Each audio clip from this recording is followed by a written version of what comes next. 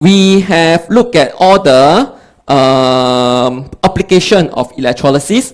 So now, the next thing is we need to know how to do some calculation.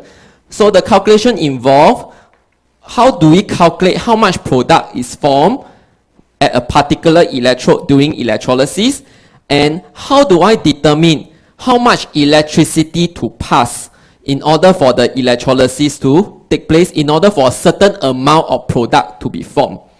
So with that, we will need to look at Faraday's law of electrolysis. Now, for the first law, it states that the mass of the product formed is directly proportional to the quantity of charge. So this one very logical. If you have more charge, it means that you give more electron. You give more electron, definitely more product will be formed.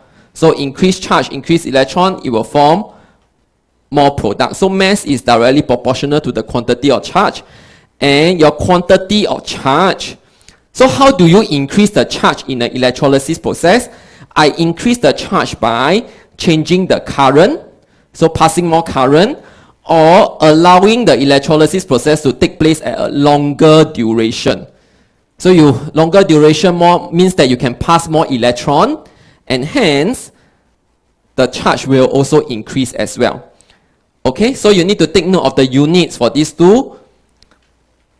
Then the next thing is, we know that electron, E minus, has a negative 1 charge. Negative 1 charge. So what does a negative 1 charge represent in Coulomb? Now in Coulomb, negative 1 charge is 1.62 times 1.602 times 10 to the power minus 9 Coulomb. So this is the charge of 1 electron, negative 1 charge. Now, if I have 1 mole of electron, what will be the charge? Okay, so I need to know so 1 electron is 1.6 times 10 to the power minus 9. So 1 mole, I need to know there are how many electrons in 1 mole. So remember, you learn about the Avogadro's number in mole concept. Avogadro's number is the number of particles in 1 mole. So in 1 mole of electron, there is this number of electron. Okay, so if you count the number of electrons in 1 mole, this is the number. And hence, what is the charge on 1 mole?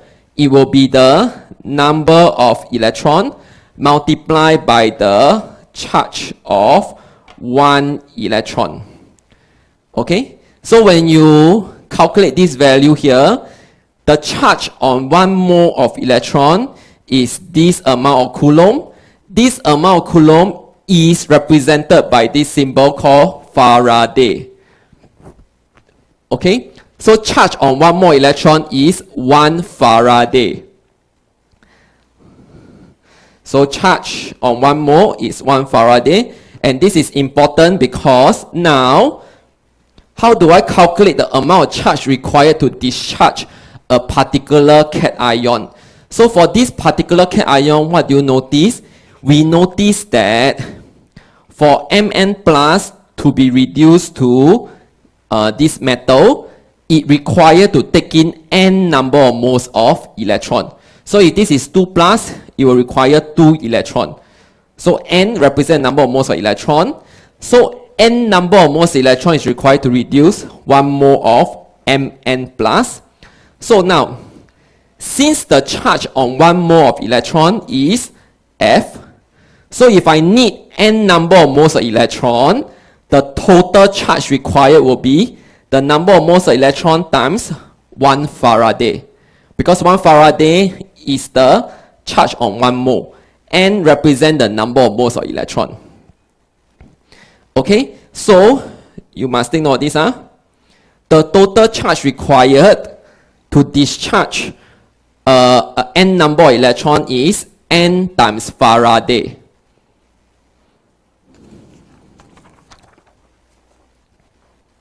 Now, so Q equals to n times Faraday lead us to the second law. So the second law states that the number of Faraday, which is the amount of charge required is equal to the number of charge on the ion. So for example, if I'm looking at Pb2 plus, now to reduce Pb2 plus, we need to take in 2 moles of electron. So because it's 2, therefore the amount of charge required will be 2F.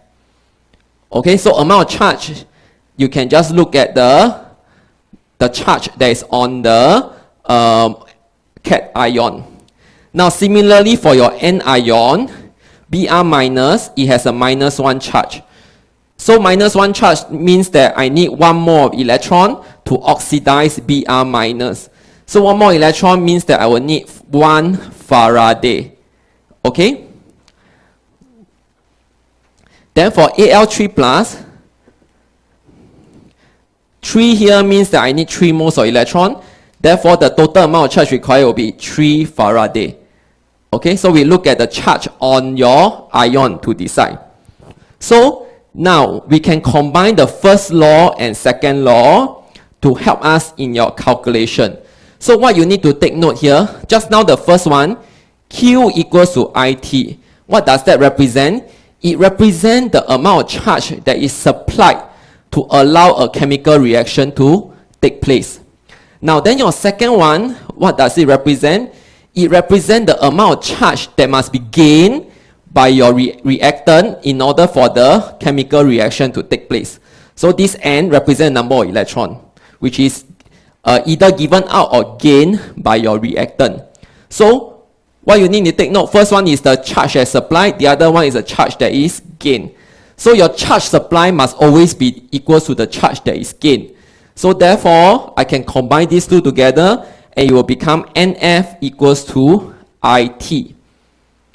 Okay, so what you notice here is that this N here represents the number of moles of electron, and number of moles of electron will affect your number of moles of product that is formed. So hence, what we notice here is that your amount of product formed is just dependent on your I and T, the amount of current and the time. It is not dependent on the concentration of your ions in the solution. So this two is important. It's only dependent on these two factors. This one, the concentration of the ion, will not affect the amount of product that is formed.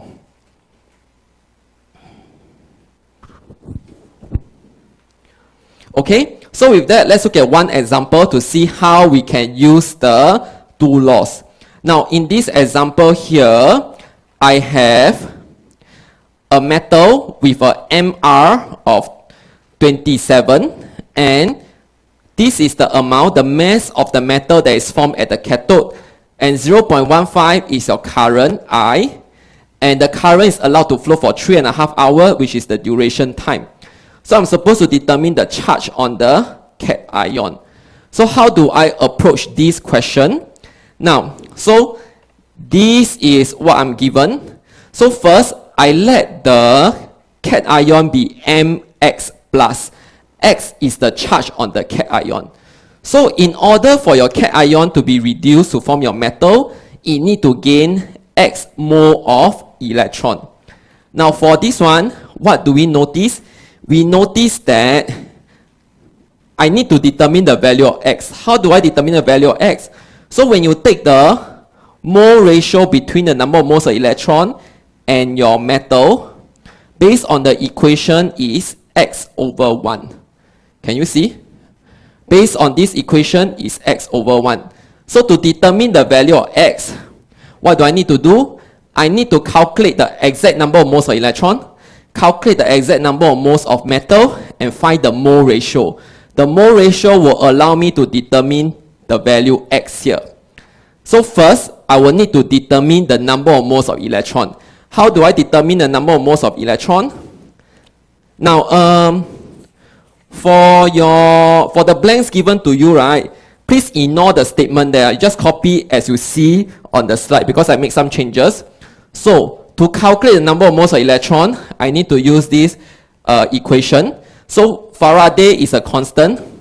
I and T is given to me. So, I can just put in the values there and take note, your T must be in second. But what is given to you is in hours, so you must do conversion. And I can calculate the number of moles of electron. So you just ignore those statements and just copy as you see here. Now, and your number of moles of electron will be this value here. So I have determined number of moles of electron. Now the next thing is I need to determine number of moles of metal. So number of moles of metal, the mass is given to me. Molar mass is also given to me. And hence, I can determine number of moles of metal.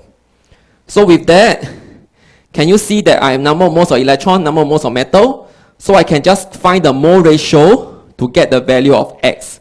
So X will be equals to 3, and hence the charge will be plus 3.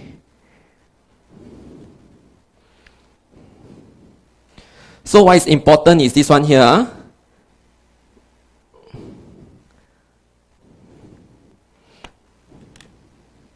So the one I boxed out in red tells you why we need to calculate number of moles of electron, why we need to calculate the number of moles of metal.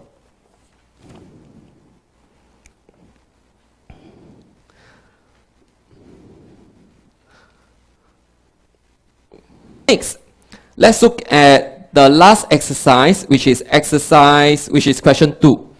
Now, question 2, the question states that a current of 10 ampere is passed through 3 cells. Now, this is how the setup look like when I say that the 3 cells are connected in series. Now, so they are connected in series and the current is passed for 4 hours. We are supposed to calculate the amount of product formed at the cathode. Okay? So now, to answer this question, first, they want the product formed at the cathode. So you must remember, only cations are attracted to the cathode and water, because we are looking at aqueous solution. Now for the first electrolyte, silver nitrate, we will have Ag plus and water attracted to your cathode. For your second electrolyte, copper sulfate, we have copper 2 plus and water attracted to the electrode. And for your H2SO4, H plus is the cation and water will be also attracted to the cathode. So now, the next thing is, I need to choose half equation. Now when you choose half equation, remember, reduction occurs at the cathode. So you must ensure that what you have will be the reactant on the left hand side of the half equation. So the half equation are given to you in the question. Now, so we need to decide which is the one that is reduced at the cathode for the first electrolyte. So remember, I need to choose the one that is more positive. So silver plus will be the one that is reduced. So you can put a tick against it. Then for your copper sulfate electrolyte, we have copper 2 plus and water. But copper 2 plus is more positive, therefore it will be reduced. Then for your third electrolyte, you have H plus and H2O. Now H plus, you notice as 0. H2O is minus 0.83. So H plus is more positive, so it will be reduced. So these are the 3 species that are reduced at each of the cathode. So there are 3 cathode there.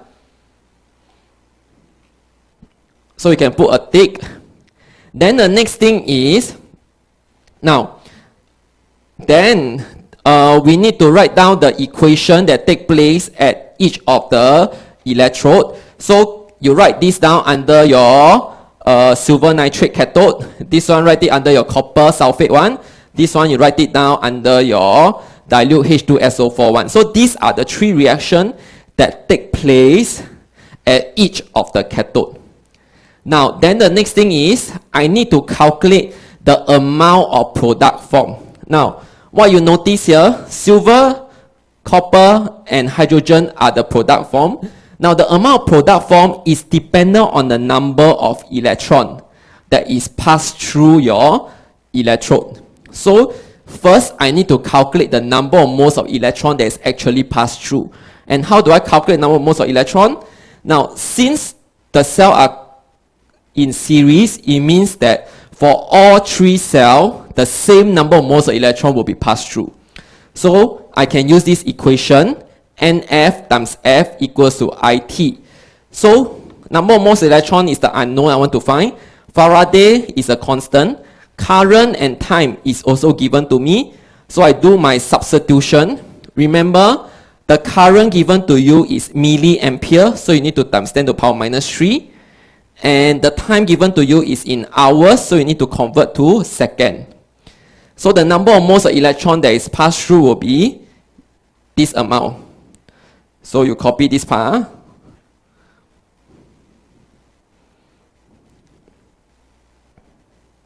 So once you have calculated the number of moles electron, you should be able to calculate the amount of product formed.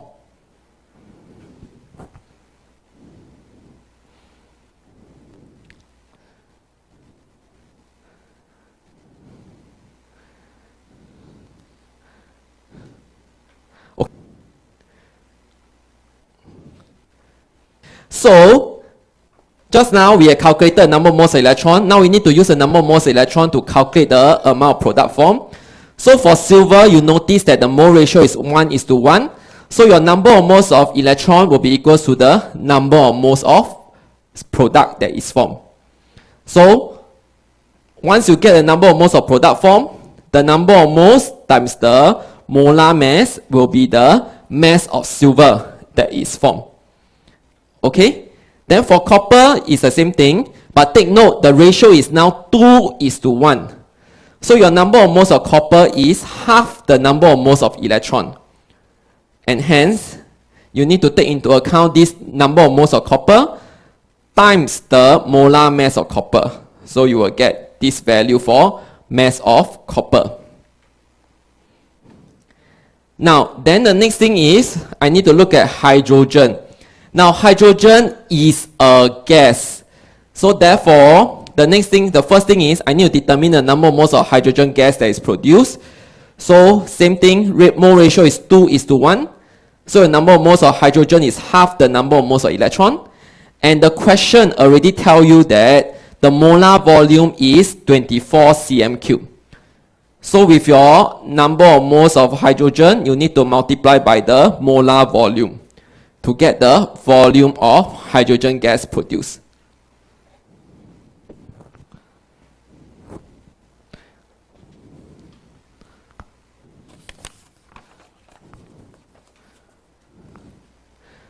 So in summary, the Faraday law of electrolysis is just IT equals to NF. So when you want to do calculation, you need to check what is given to you in the question. Okay, and you substitute in accordingly into this equation here. And your amount of product produced is always dependent on the number of moles of electron. So with that, that's the end of electrochemistry lecture.